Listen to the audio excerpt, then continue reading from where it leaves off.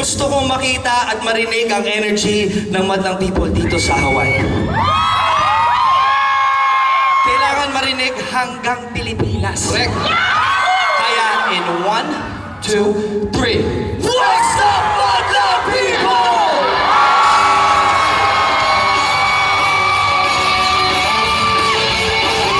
Boys, gusto ko lang marinig dito.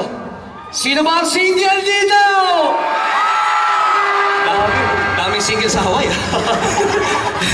Alam mo, kahit nandito kami sa Hawaii, syempre, may dala kaming istorya para sa inyo.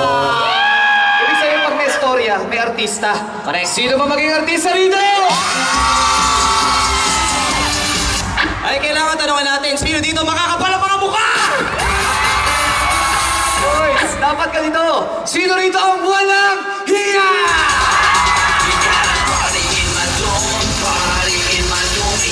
Huwag na natin patagalin pa. Huwag na. Gusto niyo naman ng istorya? Okay. Tomorrow